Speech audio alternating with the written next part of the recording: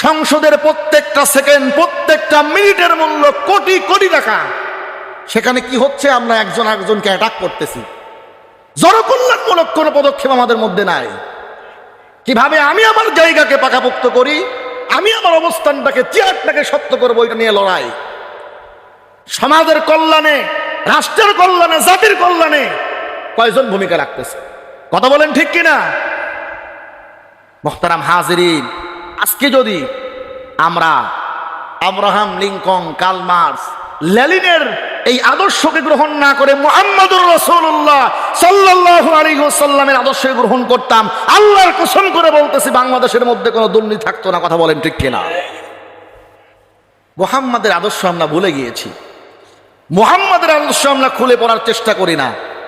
মানুষের তৈরি সংবিধান, এটার পিছনে পড়ে আছি, যার কারণে হাজার চেষ্টার পরেও আজকে সমাজের মধ্যে শান্তি নাই। সমাজের মধ্যে হট্টগোল, গন্ডগোল লেগেই আছে। কথা বলেন ঠিক কিনা?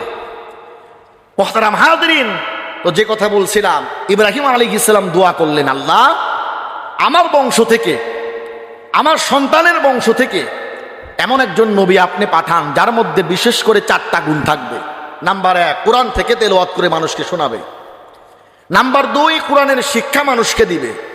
নাম্বার 3, হিকমা, প্রজ্ঞা, এই শিক্ষা মানুষকে দিবে। কৌশল, যে কৌশলের মাধ্যমে মানুষকে দিনের মধ্যে ডাকবে। নাম্বার 4, আত্মশুদ্ধির সবক মানুষকে দিবে। কোরআন এবং সুন্নাহর মাধ্যমে মানুষের দিলের সমস্ত বিদ্বেষ, কলহ, এগুলোকে সাফ করবে, দূর করবে। আত্মশুদ্ধিমূলক মিশন হাতে নিবে। এই 4টা গুণ আপনি দান করেন। আল্লাহ পাক রব্বুল আলামিন নবীকে পাঠালেন ইব্রাহিম আলাইহিস সালামের বংশ থেকে এবং এই 4টা গুণও দিলেন। রাসূলুল্লাহ সাল্লাল্লাহু আলাইহি ওয়াসাল্লাম তার প্রজ্ঞা, তার জ্ঞান দ্বারা গোটা বিশ্বের মধ্যে শান্তি প্রতিষ্ঠা করলেন। কথা বলেন ঠিক কিনা? তো বাইতুল্লাহর ইতিহাস এখন দেখবেন, বর্তমানে এই বাইতুল্লাহ নিয়ে অনেক মারামারি হয়েছে, যুদ্ধ হয়েছে। কেমন? সর্বপ্রথম ইব্রাহিম আলাইহিস সালাম যেই বাইতুল্লাহ নির্মাণ করেছিলেন, এখন কিন্তু ওই কাঠামোতে নাই।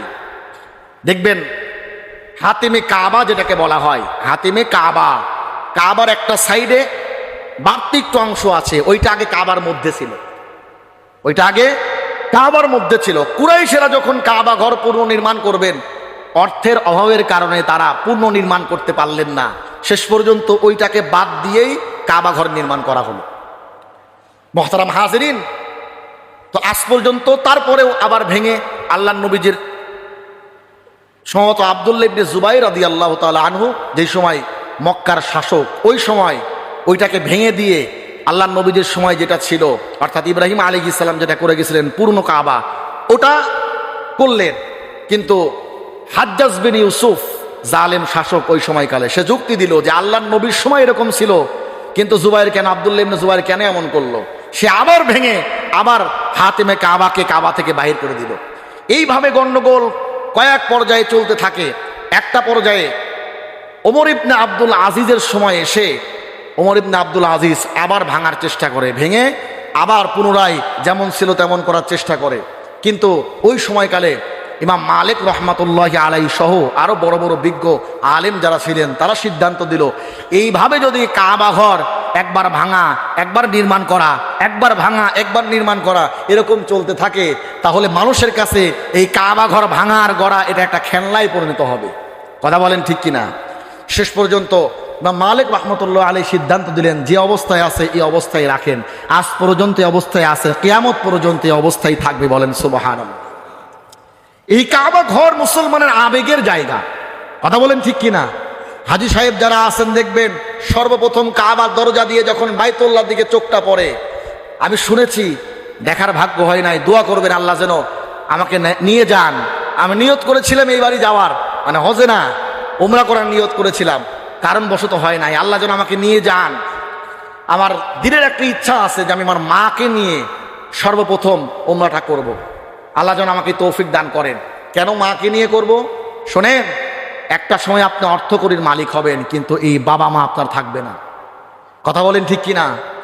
একটা সময় আপনি অনেক অর্থকরীর মালিক হবেন, প্রতি বছর বছর হজ উমরা আপনি করতে পারবেন, কিন্তু আপনার মা, আপনার বাবা, যারা আপনার এই কষ্টে কষ্ট করে আপনাদেরকে বড় করেছেন, লালন পালন করলেন, যাদের কারণে আজকে আপনি অর্থকরীর মালিক হলেন, এই বাবা মা একদিন থাকবে না। এজন্য সামর্থ্য থাকলে হজ না হোক উমরাটা করেন, মাকে নিয়ে উমরাটা করেন। মা সুস্থ আছে, এখনো চলতে পারে, মাকে নিয়ে উমরাটা করে ফেলেন, বাবাকে নিয়ে উমরাটা করে ফেলেন। দেখবেন এর চাইতে বেশি খুশি আপনার আব্বা আম্মার কোনো কিছুতে হবে না। কথা বলেন ঠিক কিনা?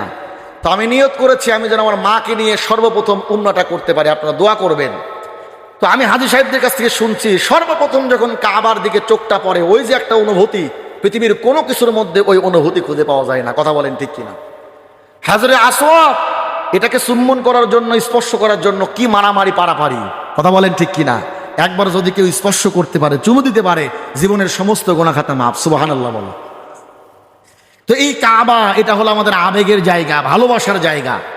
আল্লাহ তাআলা বলেন, ইন্না আউওয়ালা বাইতি উদিআ লিন-নাস লাল্লাযী বিবাক্কাতা মুবারাকা। সমস্ত রহমত বরকতের হিদায়াতের জায়গা হলো কাবা ঘর। সুবহানাল্লাহ বলেন। গোটা বিশ্ববাসীর জন্য হেদায়েত আল্লাহ তাআলা এখানে রেখে দিয়েছেন। অনেক ব্যক্তি আছে, ছোট ব্যবসায়ী, বলে হুজুর আমি উমরা করার কারণে আল্লাহ আমার ব্যবসার মধ্যে এমন লাভ দিছে, আমি এই বছর উমরা করছি, সামনের বছর হজ করার সামর্থ্য আমার হয়ে গেছে। সুবহানাল্লাহ বলে। এজন্য সুযোগ হলেই উমরাটা করে আসেন, হজটা করে আসেন। মনে হচ্ছে যে আমার 5-7 লাখ টাকা খরচ হয়ে গেল, না, আল্লাহ তাআলা অন্যরকম ভাবে আপনার সম্পদের মধ্যে বরকত দিয়ে দিবেন। সুবহানাল্লাহ বলেন।